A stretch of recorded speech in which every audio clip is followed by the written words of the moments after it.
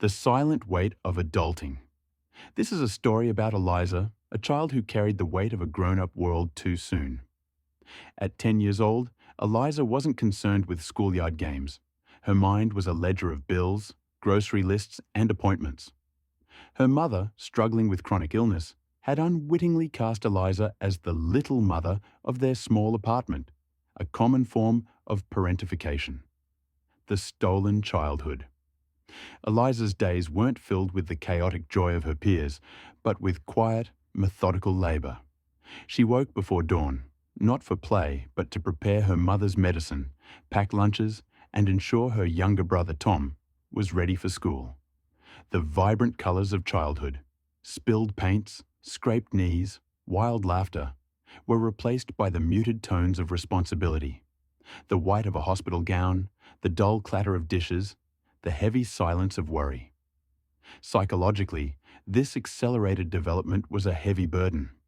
Eliza developed hypervigilance, constantly scanning her environment for the next problem, unable to truly relax. The core of her being, the inner child, meant to be carefree and explore, was invisible and unacknowledged.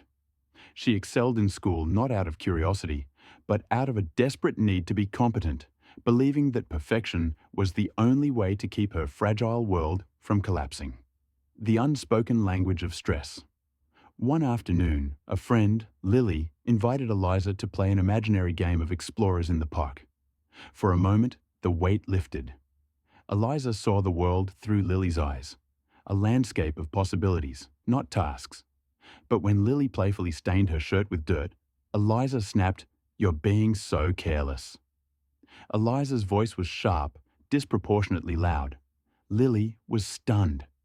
This outburst revealed one of the hidden effects of growing up too fast, an emotional translator glitch Eliza struggled to process and express the complex feelings of a child. Her anger wasn't about the dirt.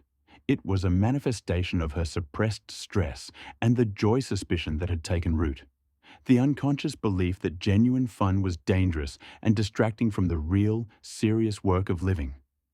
In that moment, she was the strict parent, judging the innocent carelessness of a child. She quickly retreated, ashamed, unable to reconcile her adult duties with the simple, messy fun of a 10-year-old, the path to healing. As Eliza grew older, her life was marked by her achievements. She was fiercely independent, a high achiever, but also deeply vulnerability-phobic. Her relationships were strained. She was constantly drawn to those who needed rescuing, the caretaker magnet, unconsciously recreating her childhood role.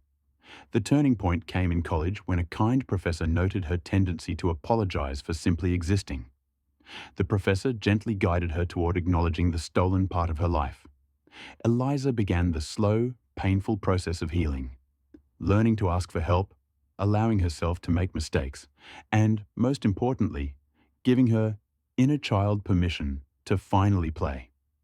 She started with small, ridiculous things: a brightly colored pencil, an hour of staring at clouds. Reclaiming the joy and simple being that she had traded for doing Eliza's story is a quiet tragedy that resolves with a profound truth. The speed of life is not measured by the tasks completed, but by the space created for one's true self to grow, heal, and finally be a child.